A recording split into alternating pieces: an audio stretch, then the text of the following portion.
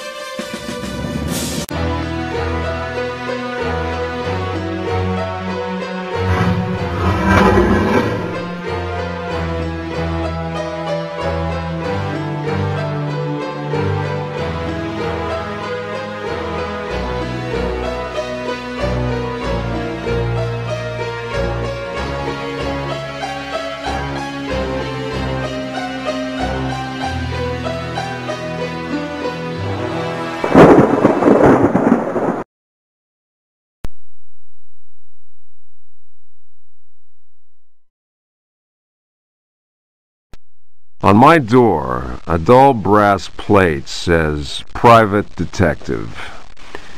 The few friends I have call me Carnby. The others call me the Reptile. I don't care to think what my banker calls me.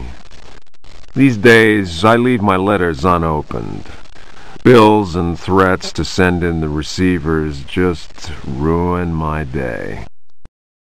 When an antique dealer called Gloria Allen contacted me, I slipped into my best shirt, holstered my .38, and got to her shop as fast as I could.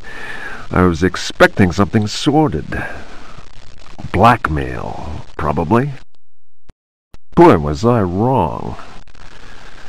What I was asked to do was visit a property called Derceto and find a piano in the loft. It was an old piano with secret drawers, the kind people who buy stuff in antique stores go crazy over. The Derceto house is supposed to be piled high with classy junk, furniture, books, paintings. It looked like whoever owned Derceto was about to get cleaned out. I was going to bring up the subject of money when Gloria Allen handed me $150 and a key. I kept myself from grinning at the thought of my banker's surprise. He doesn't like his victims getting away. I looked over a copy of the police report. The former owner of Derceto, a guy called J. Hartwood, had hanged himself in the loft. The coroner concluded it was a clear-cut case of suicide. I promised Gloria Allen I'd give the place a look over. My report will be ready in a couple of days.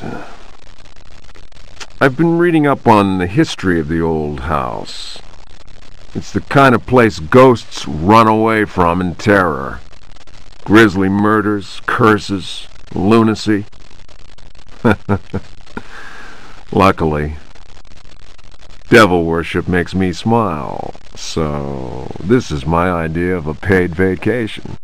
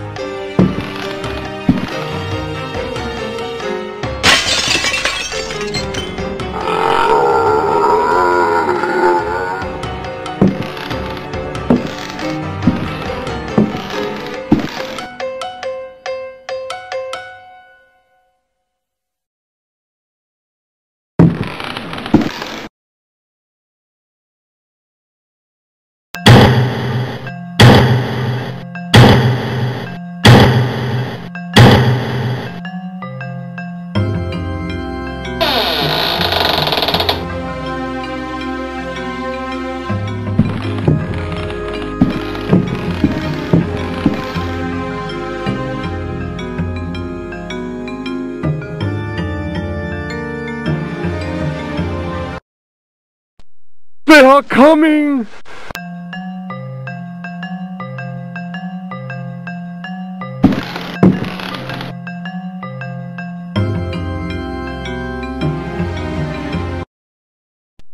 Fragment of the Myth of the Golden Fleece. Translation Edouard de Villeban. Hesperides Publications.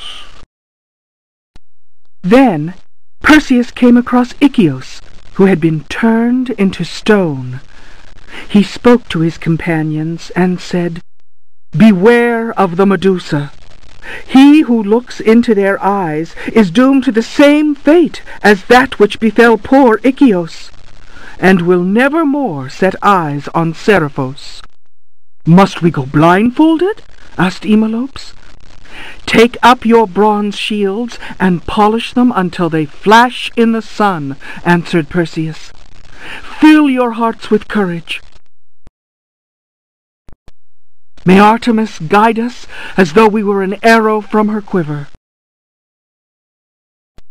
But Eumolpus was not satisfied. "Why do that, Perseus? Is 3 inches of sharpened metal not enough to destroy these accursed creatures?" Then Perseus drew his sword, which shone and glittered in the sun, and with it he dazzled Eumolpus. "Now what can you see?" the companions of Zeus' sons laughed.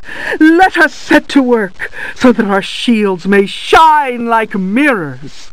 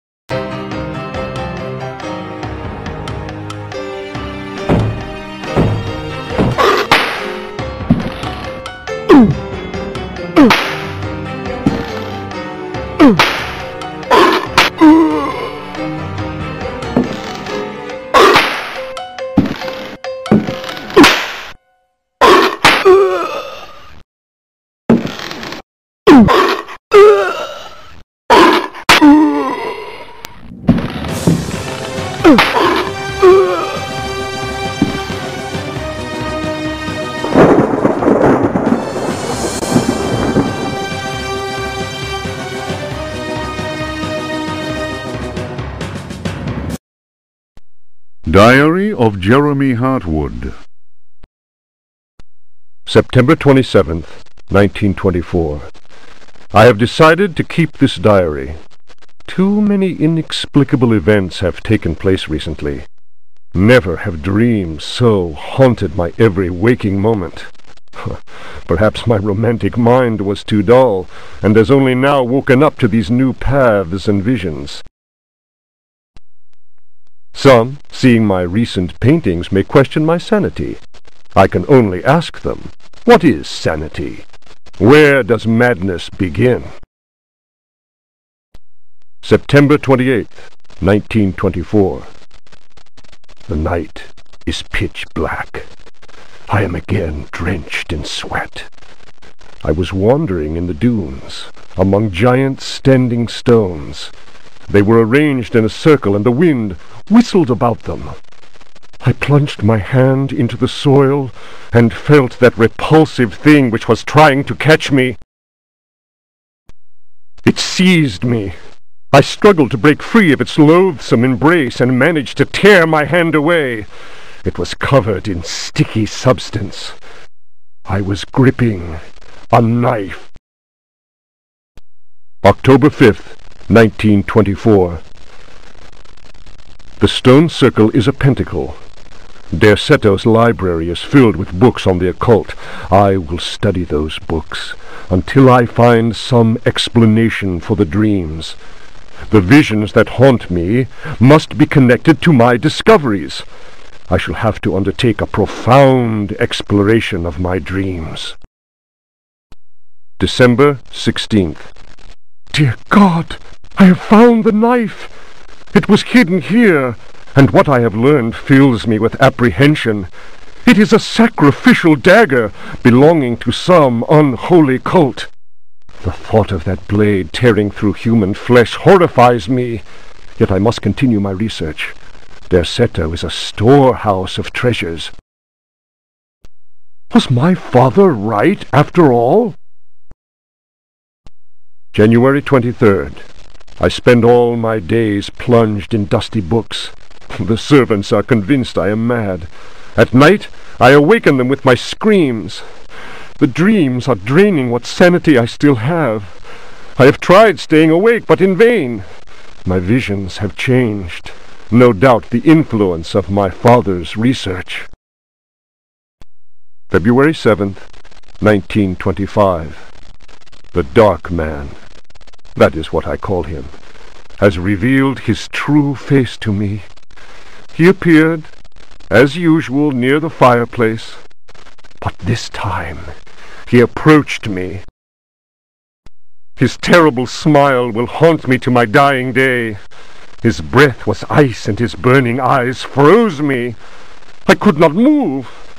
I know, as surely as I have ever known anything, that the face I saw, the face that has turned my nights into hellish torture, is the mask of death. March 10th. My exhaustion is beyond description. The endless reading burns my eyes. It seems that pirates frequented the area.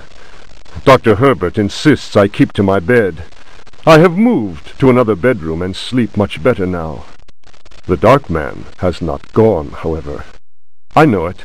He will wait for as long as he must. Unless I, Jeremy Hartwood, can find a way to send him back to whatever hell he comes from. March 11th. My poor knowledge of Greek and Latin is a serious handicap to my reading. I have, nevertheless, made a great step forward. I drew the symbol on the floor. He can no longer go there. I want him to understand that I can do the same thing in my bedroom. I can imagine his rage and frustration. Only last night he found his way back into my dreams. March 13th. The translation will seriously dent what money I have left. I cannot paint. My pictures are clearly the work of a lunatic. The collector Thornhill's embarrassed smile was proof of that. March 29th. He has come back. He found the door to my dreams. I am too weary to attempt any defense. I have no strength left to fight, and he knows it. He considers me dead already. Could I possibly? March 30th. How ironic! The cave my father sought for so many years is here, beneath the house. Wait, the butler discovered a crack in the cellar wall. A breeze blows in through it, icy and repugnant. I am filled with horror at the thought of my father dying in this place. I will carry to my grave the vision of his face contorted in the agony of that fatal heart attack. His body was twisted. He had wept. His fingernails were torn and bloody from scrabbling at the floor. Dr. Gray concluded that death had been due to a heart attack. It was Waits, who some time later was informed that my poor father had in fact bitten off his tongue and choked on his own blood. March 31st. I explored the caverns in a dream. The Dark Man came with me. Strangely, I felt almost well. How can I describe what I saw? No, what words are capable of explaining such evil? I realized that my death was of no interest to him. The Dark Man wants something else. He seeks a body. His avid servants are now free. I am the cause. It is almost funny. Curses on Derceto! From the foundations to the very rooftop, I can no longer struggle, let alone eradicate the evil that grips the house. The end is very near, I can feel it. I have taken the decision to... May he who finds this diary pray for my soul.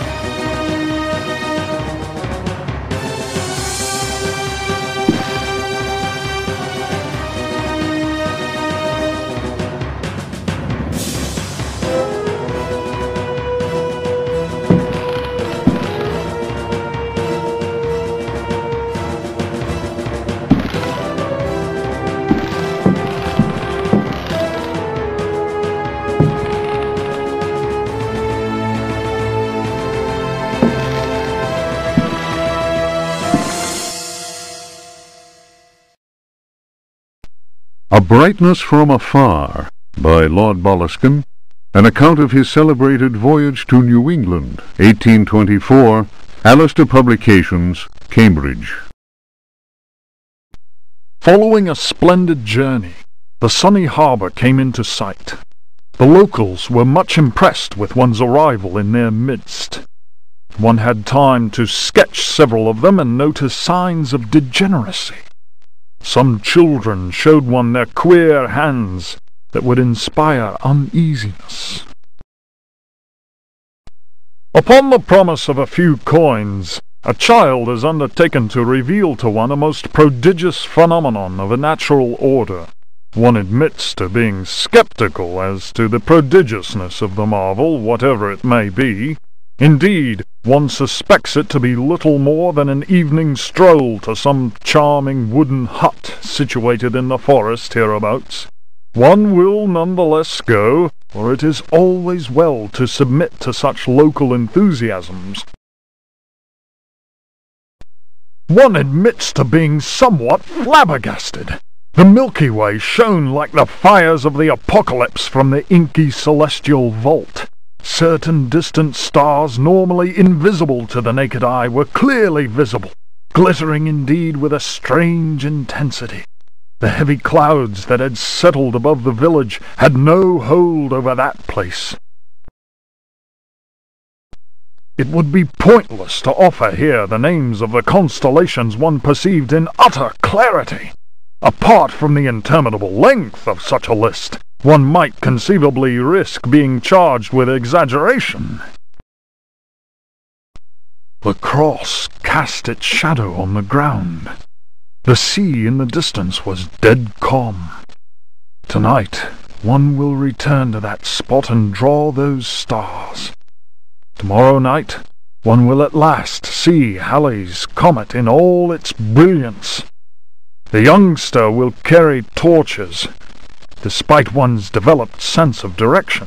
Honed by years of travel, one feels incapable of finding one's way through the dark forest unaided.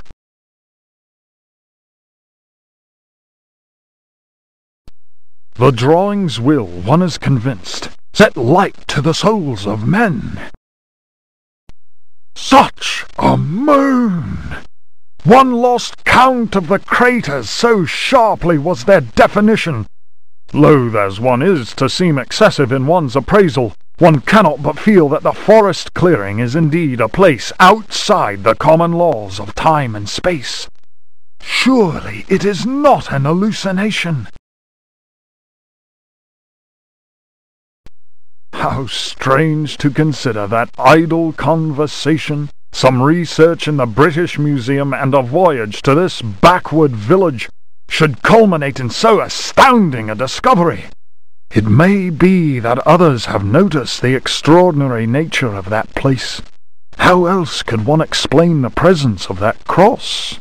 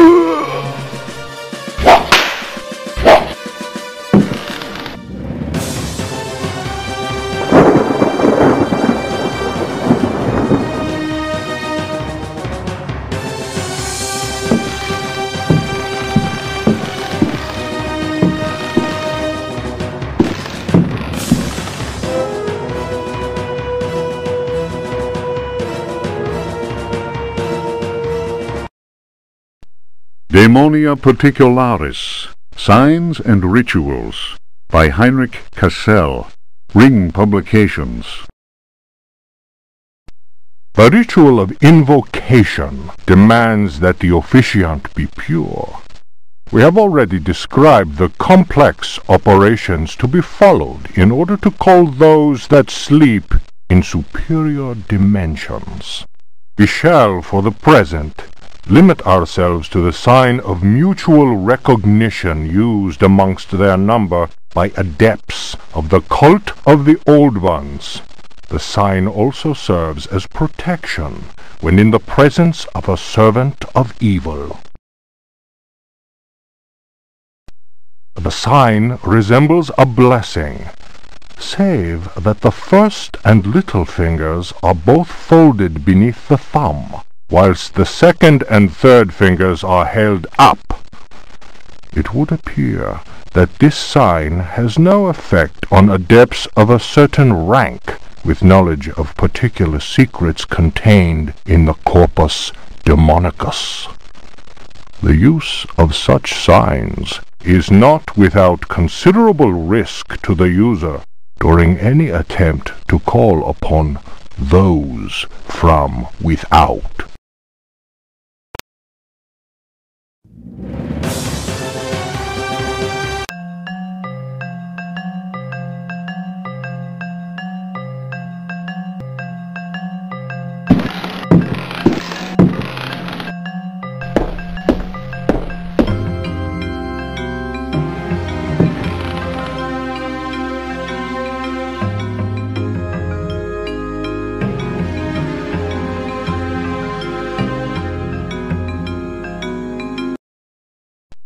Memories, by Alistair Boleskine. Printed in London, A. Machin, editor, 1833. It was during a conversation with G that one first heard of the New England fishing village of I. The area was apparently the ideal place from which to witness unusual phenomena in space. The quality of the air, along with the conjunction of several favourable factors, made one impatient to get started. Having gleaned what information one could from the British Museum, one set off with all haste. One's work on space and comets in particular had met with a warm response, and one thought it judicious to include several original sketches of the phenomenon, sketches which one felt were sure to arouse a great deal of keen interest in the scientific circles of 1834. One refers naturally to the passage of Halley's comet. Editor's note: Lord Boleskine's memoirs end at this point. Who knows what extraordinary contributions he might still have made had he not succumbed during his visit to New England to dementia, followed by an early death in St. Andrew's Hospital.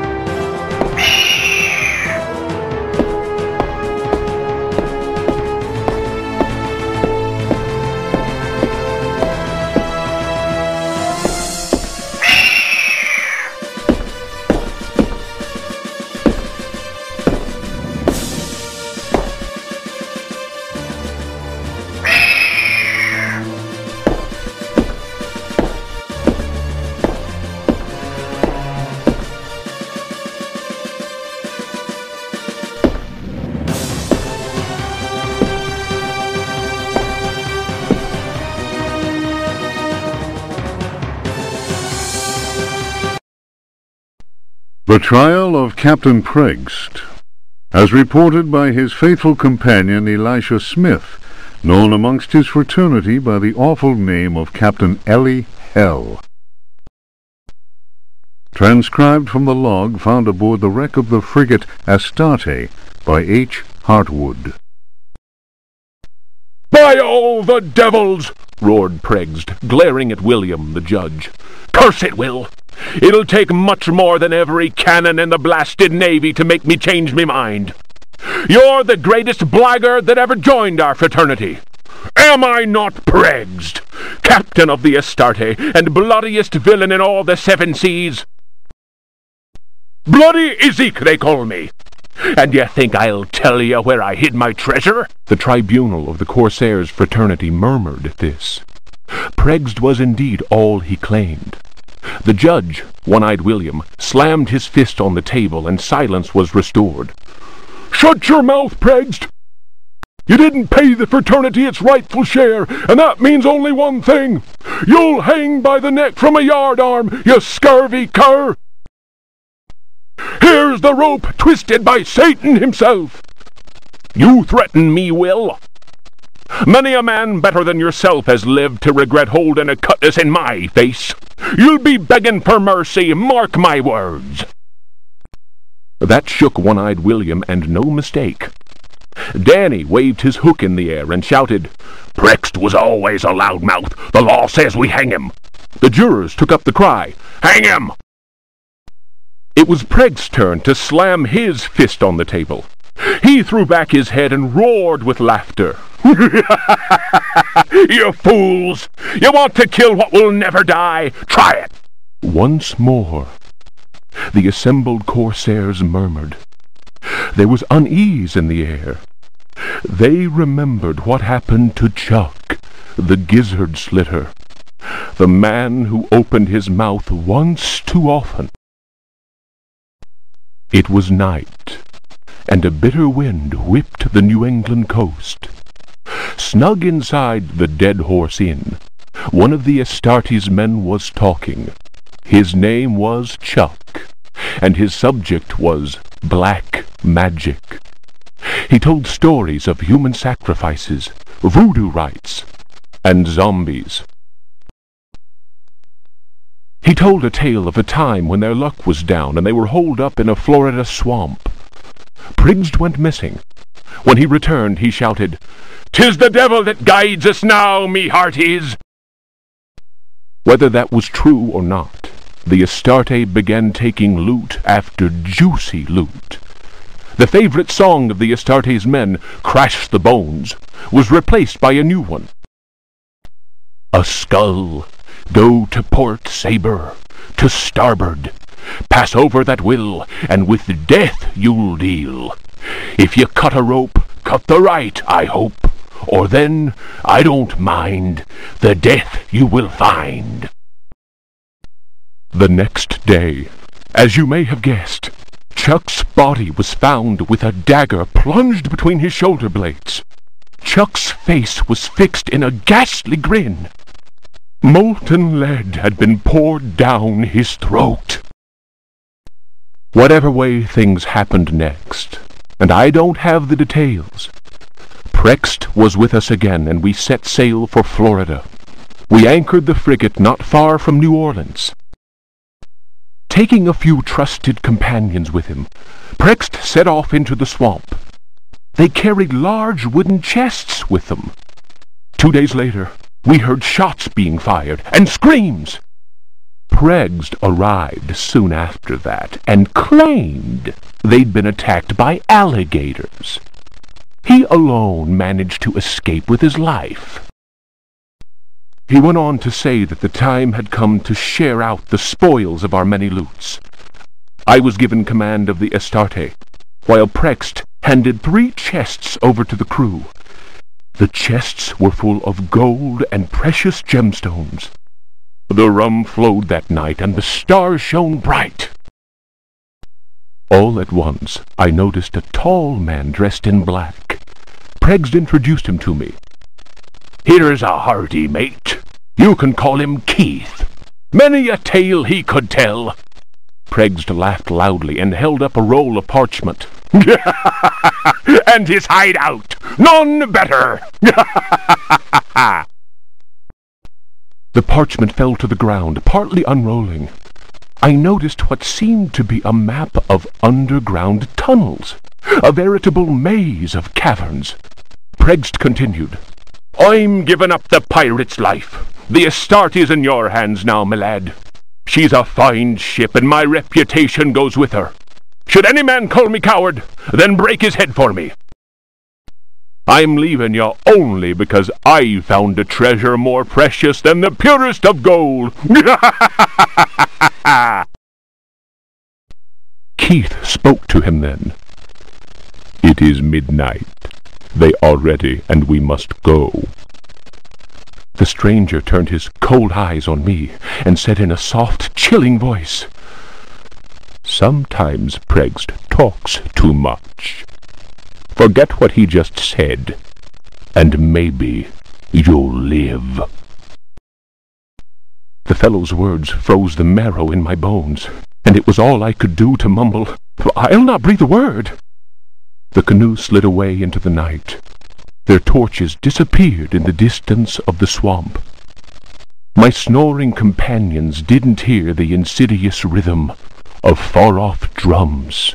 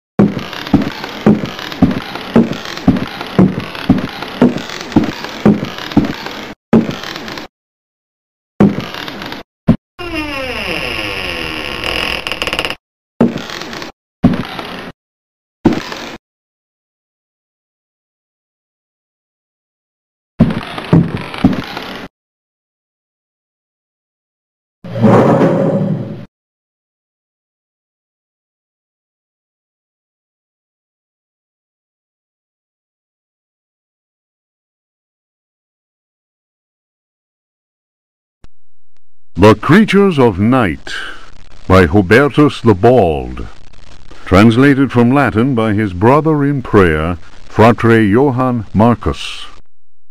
Of monstrosity.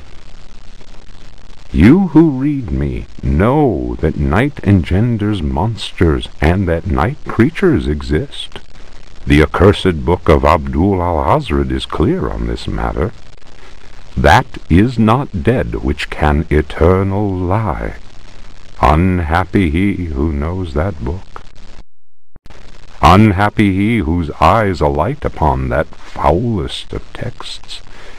Unhappy he who implores the standing stones, for he will free the powers of darkness. Of the pit. Stagnant waters are like the memory of men. Beneath the surface calm, clawed beasts await, and are known to initiates as the deep ones. Awaiting his prey, the deep one seizes him and drags him down to the abyss, where Dagon, the cruel god, swims and reveres him whose name may not be pronounced. Of libraries. Unhappy he who frees the prowler. Unhappy he who meets the prowler erring among the books. He generates the vagabond that comes from other spheres. He believes the vagabond does not exist. He will feel the embrace of death, for in the eyes of the vagabond, books are no more than dreams, stone no more than wind.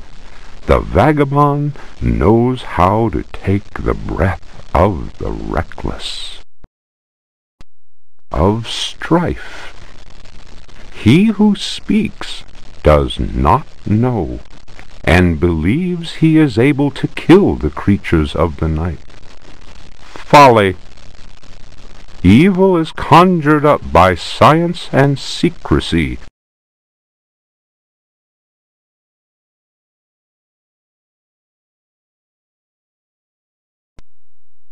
He who prowls among books will perish by the blade.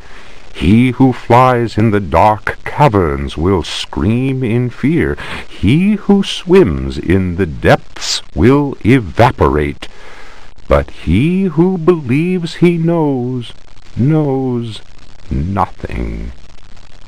He who knows says nothing.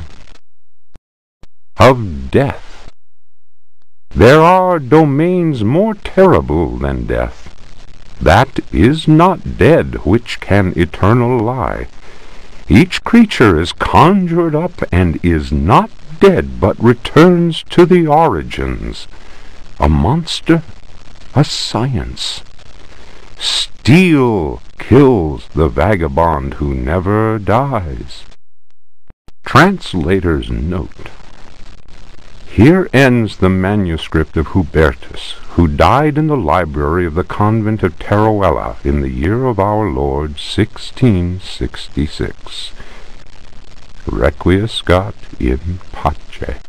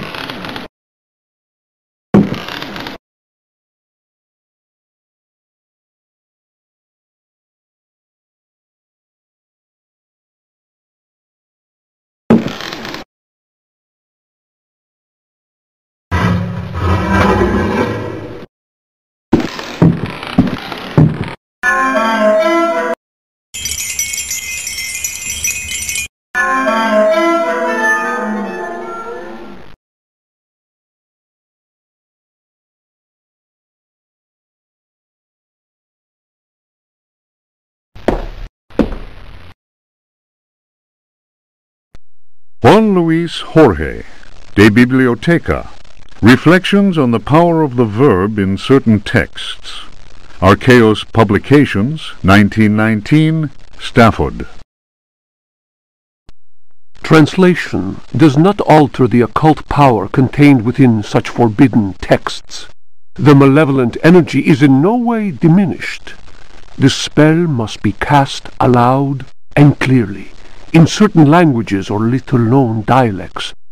Maglafar Fathang. The reader will understand that, in the light of these revelations, I would be foolhardy to continue quoting from the text I have before me. If spoken aloud in its entirety, it would surely awaken powerful and malignant forces. I will go further and say that simple reading of some of the more technical passages describing specific practices is in itself a perilous exercise. The ill-prepared reader can easily fall prey to attacks of demented hysteria, not unlike those described in cases of individuals said to be possessed by evil spirits.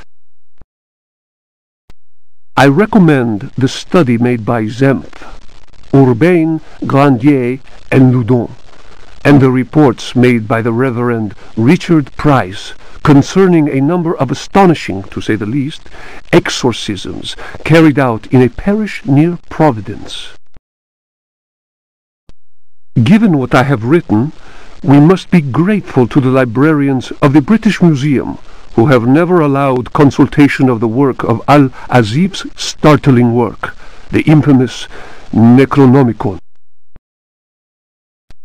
Copies of that work do exist, in spite of the zeal of book-burning inquisitors. For proof, we need look no further than the British Museum, of course, and the sealed archives of the Miskatonic University in Arkham. Other examples of books whose evil can be unleashed by any thoughtless reader are von Jutz's von Unersprechlichen Kulten and the abominable De Vermis Mysteriis by Ludwig Prien, whose sordid death should be a lesson to all those tempted by a study of the occult.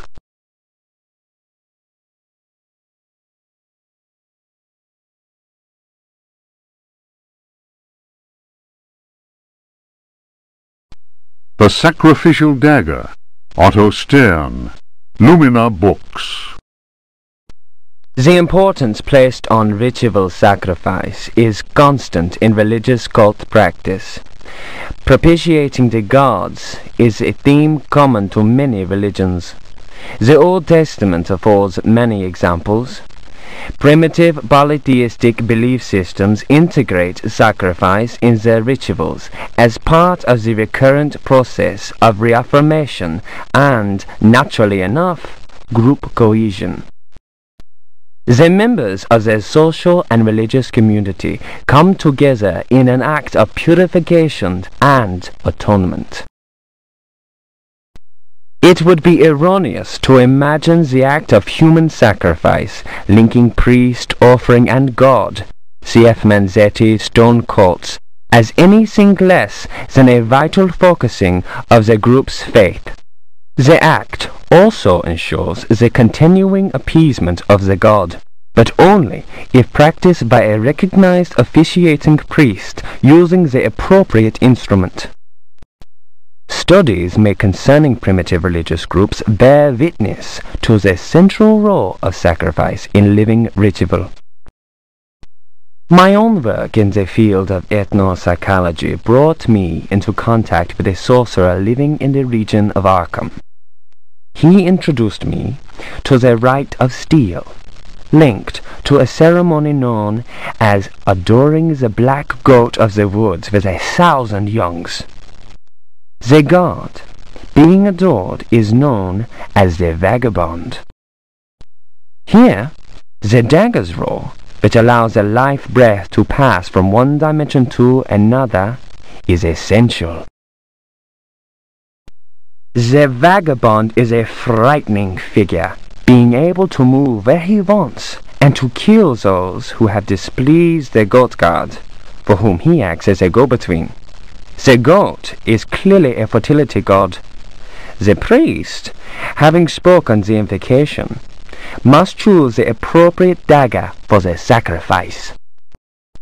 The knife with a sinusoidal blade that must be dipped 7 times on night when the moon is full, in water that has been distilled 100 times, will be laid aside, since it would send the vagabond back into his own dimension. See illustration. The priest will rather choose the dagger with a curved blade. That is more appropriate for slitting of the lamb's throat. This act transfigures the sorcerer priest and plunges the assembled worshippers into a divine trance.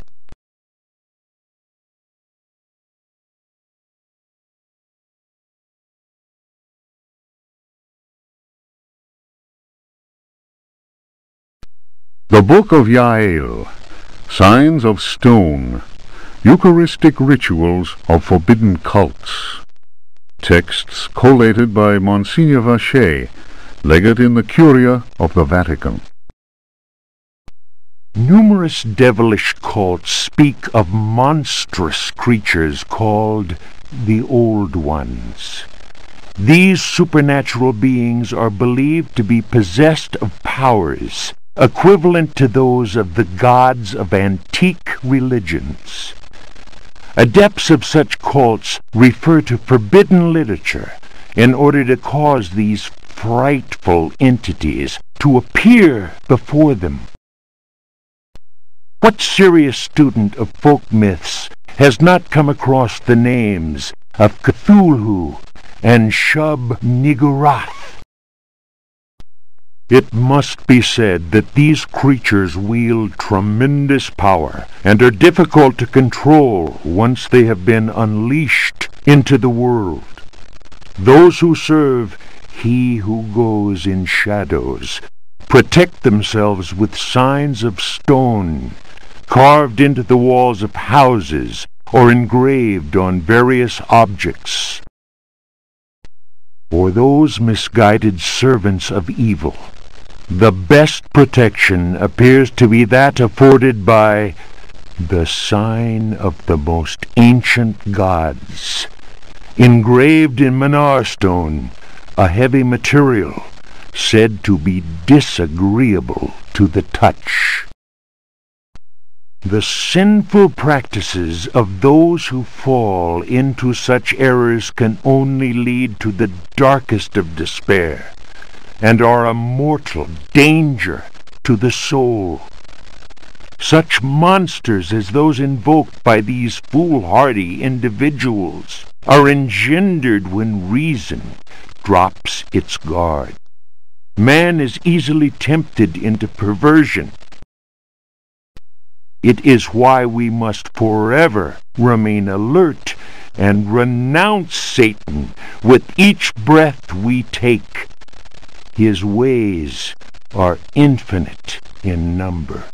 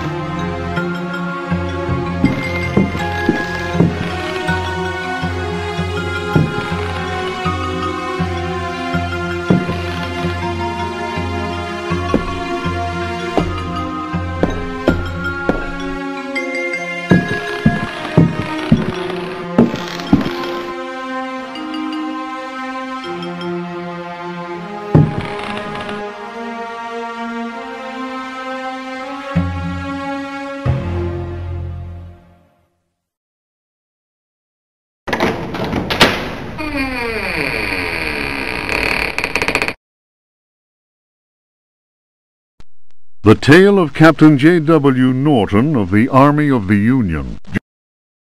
1862. The South was in collapse. Louisiana was open to us. I had each day to requisition victuals for our troops, and was aided in this endeavor by a score of brave men. Rebels were not yet ready to lay down their arms. The region was far from safe. I headed further and further west, and questioned many freed slaves. From them, I learned of a plantation on the coast. Its name was Derceto. We received a less than hearty welcome. Only Pickford, the owner, behaved in a friendly manner. While my men counted cattle and grain reserves, I learned what I could from him. Man was most unusual and possessed an extraordinarily cultured mind. At nightfall, I gave orders for the men to bivouac at Derceto. Pickford invited my second-in-command, Lieutenant Patterson, and myself to dine. And our host proved a most entertaining conversationalist. While coffee was being served, Patterson went to inspect the men's camp. The cigar Pickford offered me was so acrid that my head began to spin. I remembered campfire tales of fellow officers trapped by devilish Confederate tricks. My mind floated in a foul and dense fog, from which emerged the enlarged and deformed face of Pickford. He grinned at me. Patterson's return chased off the nightmare. I heard shouts and firing from outside, and found the strength to take out my revolver. I fired 3 shots. Pickford fell to the floor. Patterson then helped me out of the burning house. The air was filled with smoke. We resembled a company in disorderly retreat. I saw slaves leaping into the flames of that inferno. They were trying to save Pickford's life.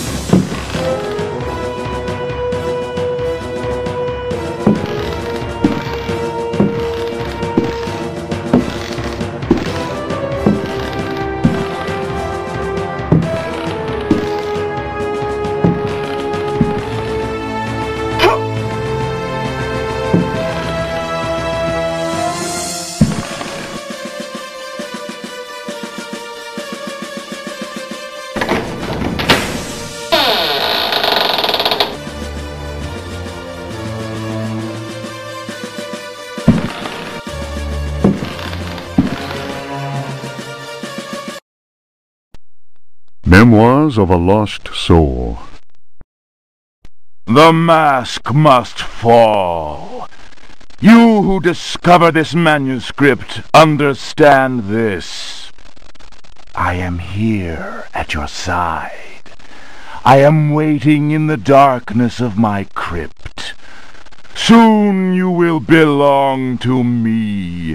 One of my slaves wrote this document. I have lived for 3 centuries, and my name is Ezekiel Prext, or Elijah Pickford. You may choose which to call me. I do not hide out of fear. My power is immense.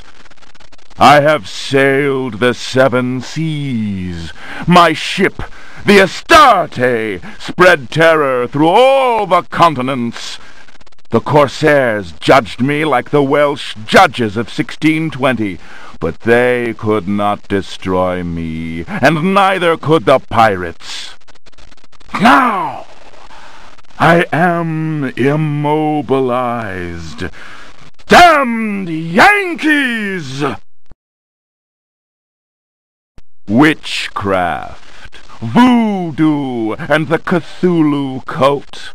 I know them all. I have reigned and implored the stones. Only the Catonian haunts the cavern and resists me, but he dare not attack. I have need of a living body to regenerate myself.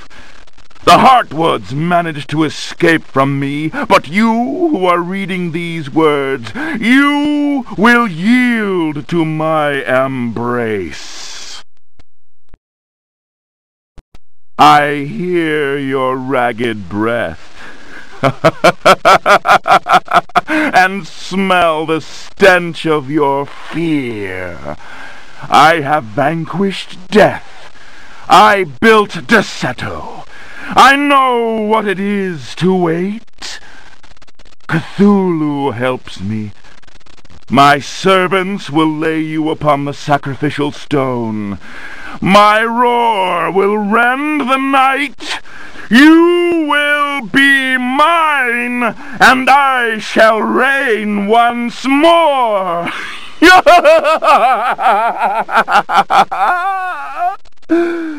Come to me.